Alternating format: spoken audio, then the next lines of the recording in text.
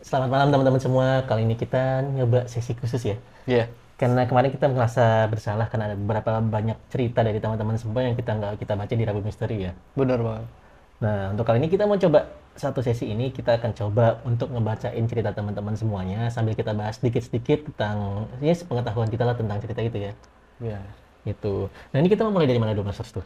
Kita kemarin kayaknya mulai yang dari itu, masalah santet. Kayaknya penasaran banget. Oh iya bener ya. Kemarin kan kita bahas bukan spesial Rabu Misteri sih, tapi spesial malam Jumat kan. Spesial show ketiga juga. Nah, di situ kita ada banyak yang belum kita bahas. Ini kita mulai dari mana nih? Nah, ini kemarin kita sempat ngebahas tentang yang namanya minyak bintang. Nah, minyak bintang ini kan beberapa orang ada yang tahu bahwa mempunyai khasiat yang benar-benar luar biasa ya. Dipercaya. Ya, untuk keasliannya sendiri kita nggak tahu karena kita belum pernah ngebahas secara langsung. Tapi beberapa cerita tuh pernah menceritakan bahwa bahkan minyak bintang ini pernah bisa hidupin orang yang udah meninggal. Berarti yang udah meninggal bisa dihidupkan lagi karena minyak bintang itu sendiri. Mitosnya. Oh, Tapi lebih dari itu, lain dari itu, beberapa kasus yang paling sering terdengar adalah contohnya ketika misalnya kita ada orang yang sakit patah tulang. Itu, patah tulang nih, oh berarti disembuhkan itu ya? disembuhin, diolesin. Kayak kasus-kasus kemarin nggak sih yang pernah viral itu yang orang Dayak gitu loh? Oh iya, ibu ide Iya, ya. Itu kalau itu kan emang murni semacam ilmunya dia ya, semua kan. benar. Kalau ini konon katanya kalau orang yang diolesin dengan minyak bintang itu nanti awalnya kan biasa aja, tapi pas malam itu dia akan ngerasa sakit yang aneh di mana setiap serat-serat atau otot tubuhnya itu Kayak menyatu ngejarem lagi. ya? Heeh, Ngejarem. menyatu lagi gitu, kayak ngerasa dia ngerasain kayak gitu dan besoknya tiba-tiba pulih Kembali lagi seperti semula. gitu. Nah ini ada salah satu komen dari Mas Jana dari Saujana Story ya. Halo Mas Jana. Halo Mas Jana. Benar, minyak bintang memang salah satu yang terkenal di Kalimantan. Minyak ini juga nggak bisa dicari sembarangan, jodoh-jodohan juga. Seringkali memang untuk tulang yang patah, bahkan remuk. Tapi ada juga untuk sesuatu yang kena tebas. Pernah lihat sendiri ketika om kecelakaan, tulangnya bisa gerak sendiri, bahkan suara kretek-kreteknya kedengeran. Minyak ini bekerja ketika ada bintang ketika malam. Bahu remuk, 3 hari kemudian sudah bisa balik kerja kayak nggak terjadi apa-apa. Tapi harus dicabut ketika sudah sembuh atau matinya bakal susah. Hah? Itu ternyata nggak cuma diolesin juga. Itu ternyata minyak bintang itu kayak menanamkan sesuatu di tubuh. Dan itu harus Dicabut ketika udah dicabut, meninggal. kalau enggak nanti matinya susah. Itu kayak tanaman ya? Kayak susuk sih. Oh iya bener sih. Kayak susuk. Tapi kan orang juga yang punya kayak tanaman dalam diri gitu, entah itu susuk atau apa juga kalau misalkan enggak segera dicabut atau mungkin diturunkan atau mungkin dihilangkan itu meninggalnya agak susah. Iya, iya, iya. Ya aku baru tahu soal ini sih. Aku kira tuh minyak bintang cuma diolesin juga. Ah, Tapi emang aku udah tahu kalau misalnya bahwasannya minyak bintang itu ini cuma bisa bekerja ketika ada di malam hari itu ada bintang. Jadi kalau Oh, misalnya malamnya mendung, minyak bintang itu nggak bekerja secara efektif. iya bener kayak kayak kayak mitos ini juga nggak sih Mas? Kayak orang yang kegigit toke. Oh, Karena ada mitos itu, kalau misalkan kegigit toke Ha-ha. itu katanya bisa keluar atau maksudnya jari kita itu bisa lepas kalau misalkan kedengar suara petir gitu. oh, Tapi kalau misalkan nggak ada petir, itu gimana? Berarti kan lah. nggak bisa Apa? Dikagetin. setel, Oh, setel dari ini speaker, jeder gitu kan. aduh. Yang itu di YouTube ku masukin suara petir untuk melepas gigitan toke. Aduh guys. Enggak guys, intermezzo ya, nggak serius ya ini kan. Tapi ada korelasinya lah. Yang satu harus ada bintang, yang satu harus ada petir. Tapi yang minyak bintang ini mungkin karena itu juga alasan bintang ya. Ah benar. Tapi ada mitos yang agak ngeri juga soal pembuatan minyak bintang ini. Ah, Konon apa tuh? katanya minyak bintang ini dibuat salah satu bahannya adalah otak manusia. Enggak, bentar lu. Aku yang menjadi pertanyaan, ini otak manusianya yang udah meninggal, apa yang memang dia ini dalam artian tanda kutip sudah lama dikubur atau gimana kan masih agak sedikit rancu ya. Udah meninggal sama sudah lama dikubur kan sama-sama udah meninggal. Maksudnya dalam artian walaupun udah meninggal gitu kan beberapa hari gitu atau enggak sehari itu juga. Biasanya kan kayak ada tanda kutip timernya gitu, timernya misalkan dicari yang kelahiran wetonnya ini atau apa gitu kan. Nah itu kurang tahu juga sih, tapi beberapa info katanya dari hal itu, dari salah satu bahannya adalah otak manusia. Mengenai detailnya orang yang meninggal secara khusus atau meninggal gimana, kita nggak tahu sih. Barangkali teman-teman punya info tentang minyak bintang ini bisa komen di bawah. Siapa tahu ada yang nanti membutuhkan juga dan bisa komen di bawah juga. Tapi jujur kalau misalnya minyak bintang ini udah dipastikan lebih ke arah magis sih ya. Bener banget. Benda magis. Karena ini udah di luar nalar banget. Jadi luar saklar. Itu kemarin kita sempat bahas minyak bintang. Nah terus kita bahas lagi tentang mustika nih. Banyak banget ya cerita-cerita mustika kemarin. Kemarin sempat bahas juga tentang telur ya. Benar, telur. Telur itu kadang dijadikan katalis oleh beberapa orang. Salah satunya untuk melepaskan santet dari tubuh manusia. Santet, iya benar. Terus kedua, ada juga nih pakai buat ngirim santet juga. Kayak ngirim telur santet itu. Terus ada juga, dan ada juga yang diceplok. Ah, benar itu dimakan. Dimakan. Ini ada komen dari salah satu pendengar kita. Ada namanya Mbak Lili. Halo Mbak Lili. Halo Mbak Lili.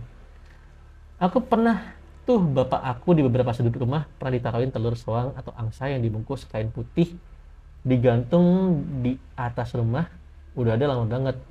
Nah sewaktu-waktu udah lama ditaruh itu telur meledak secara tiba-tiba. Katanya itu ada niat jahat, Allahu alam.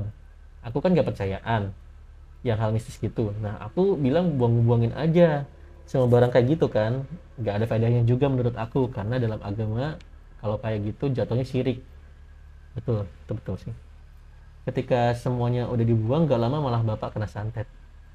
Kaki bapak sebelah aja kecil banget sampai tulang aja. Cuman sebelah aja pucat kayak mayat kaki bapak sebelah. Oh mayat, berarti kayak bagian kakinya itu gak tumbuh ya. Kena santet. Pikiran aku dan keluarga itu kiranya stroke ringan, tapi semua rumah sakit udah dicoba dibilang malah normal. Bahkan hasil ronsen juga sama, hasilnya bersih, bagus, gak ada gejala stroke atau pengapuran. Pengapuran tulang ya? Ya setelah semua itu, sampai 2 tahun hampir sekeluarga aku meninggal. Kata Pak Kiai bilang, orang yang jahatin keluarga aku mau ingat keluarga aku mati semua. Alhamdulillah, semua selamat semua atas izin Allah. Kalau ceritain panjang banget, tapi ini itu aja. Berarti kayak ada orang niat jahat buat ngancurin keluarga ya, satu keluarga penuh, dan itu dimulai dari bapaknya dulu. Jadi sebenarnya fungsinya telur soang atau telur angsanya ini buat ngejagain gitu ya? Iya. Tapi kan banyak perspektif ya orang-orang. Kalau misalkan contoh gini kayak katalis telur, itu kan ada juga yang katalis kayak menggunakan, bahkan ada bunga mawar bisa dijadikan katalis. Terus kayak daun kelor atau tanaman-tanaman itu biasanya gini Mas, yang pernah aku tahu itu lewat bapak pernah waktu itu juga kena kiriman santet, dan dia itu sengaja sebelum kena kiriman santet itu dia beli bunga mawar.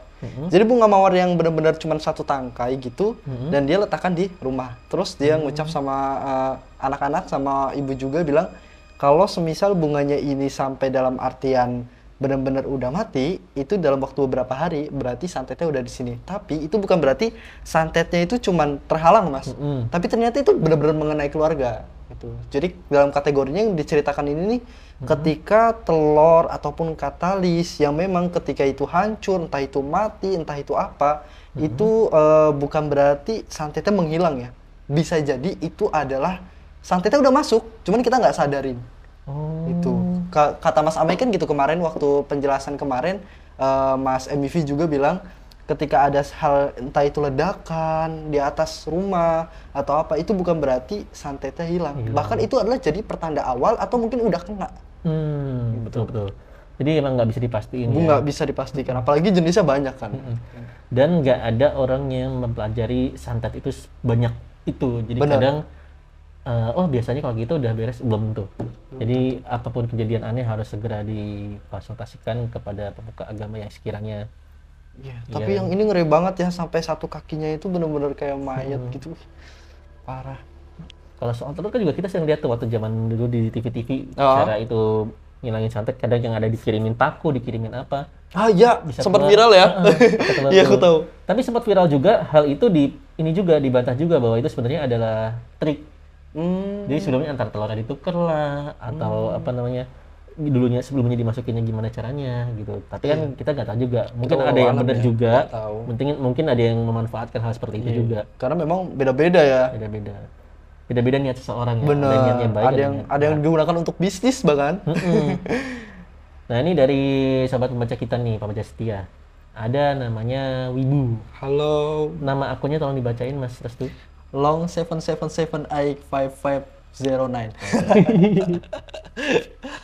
Itu nomor WA bukannya? Mas Itu Restu coba IDML. dibacain kali. Oke, aku bacain ya guys. Ini cerita neneknya Mas Wibu. Kebetulan rumah buyutnya beliau ini bagian depannya itu untuk kelenteng. Jadi ada beberapa kejadian yang aneh. Yang pertama, ada orang yang sengaja untuk maling dan nyuri patung-patung dewa yang terbuat dari emas. Dan ternyata orang tersebut nggak bisa keluar. Dan dia ini kayak cuman muter-muterin di sekitaran halaman rumah sampai pagi. Dan saat tertangkap, dia juga kayak masih, barang curiannya itu masih dalam karung gitu kan. Nah, yang kedua, selayaknya kelenteng pada umumnya, gapuranya kan ada dua nih. Ada patung naga yang niatnya jahat, dan naganya itu kata neneknya itu akan hidup matanya. Jadi kayak, mungkin matanya ya atau apa ya, jadi kayak ngelirik atau apa. Nah, yang lain lupa, sebenarnya masih banyak cerita sih. Oh, jadi kalau ada niat jahat, patung naganya bakal hidup katanya. Oh, bakal hidup, entah itu dari gerakan, entah itu tatapan. Atau malah rasukin si Iya. itunya ya. Tapi aku jujur mas, jujur banget. Ini ceritaku ya. Dulu aku punya mantan. Oh. Maksudnya mantan aku tuh Punya naga? Bukan. Oh, enggak. Dia non-mus. Oh. Dia non-mus kan. Aku pernah main ke rumahnya dia dalam artian mau ngenalin ke keluarganya dia gitu kan. Dan ternyata dia ini kategorinya agamanya yang kayak gini gitu ya guys ya.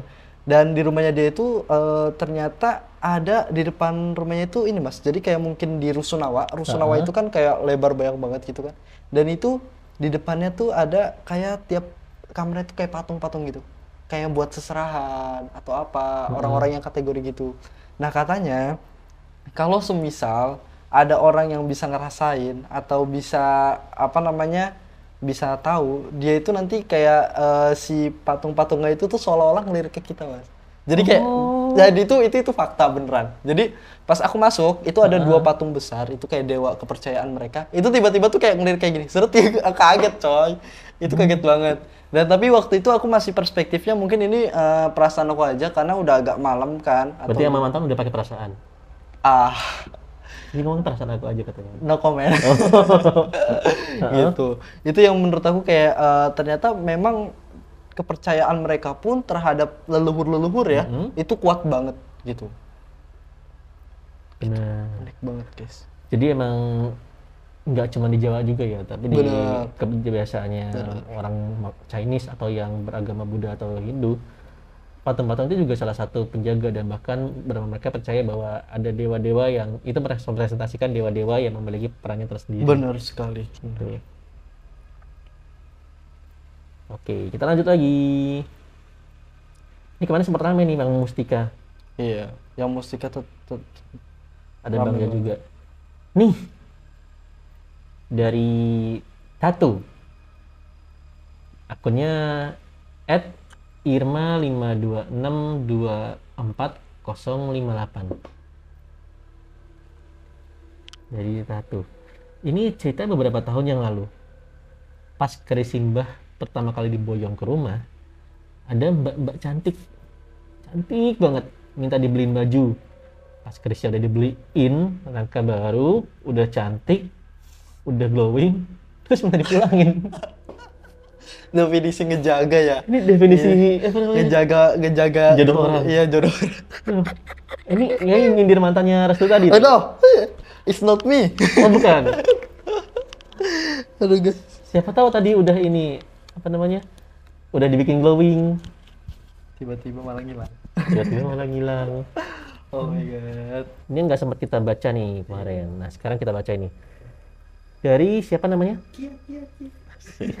Pokoknya kalau baca nama Kia harus kayak gitu.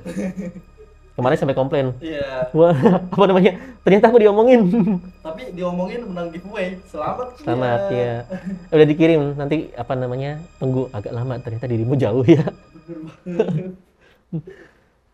Mama saya awal Oktober tahun lalu tiba-tiba jatuh sakit, tangan dan kaki kanannya nggak bisa digerakin, tiba-tiba badannya juga dingin. Lalu tengah malam dibawalah mama saya dirujuk ke rumah sakit.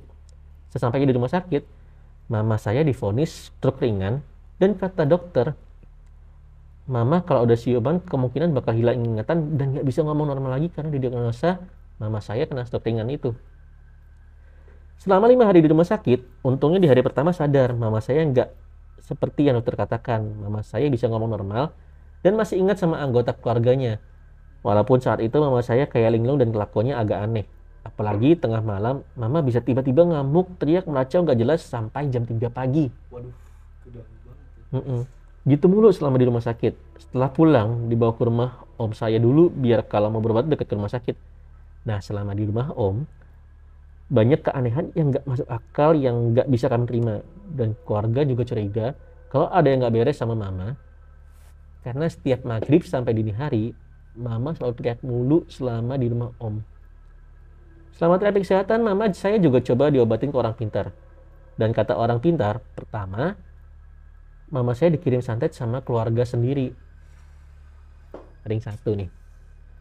Berobatlah sama dia. Setelah itu mama saya masih tetap sama. Lalu berobat lagi sama orang pintar kedua. Ketiga dan keempat juga sama. Sama 2 ustadz udah diruqyah juga. Semua bilang kalau mama saya emang dikirim santet. Dan semua orang itu bilang ciri-ciri pelakunya semuanya sama. Mengarah ke satu orang nih berarti. Iya, benar. Selama sebulan di rumah om, banyak banget hal yang gak masuk akal. Salah satunya saat mama saya kesakitan telinganya, seharian besoknya tiba-tiba telinganya muncul warna keunguan kayak dijewer kenceng. Dan setelah dikasih air doa diusap ke telinga mama, besoknya hilang tiba-tiba.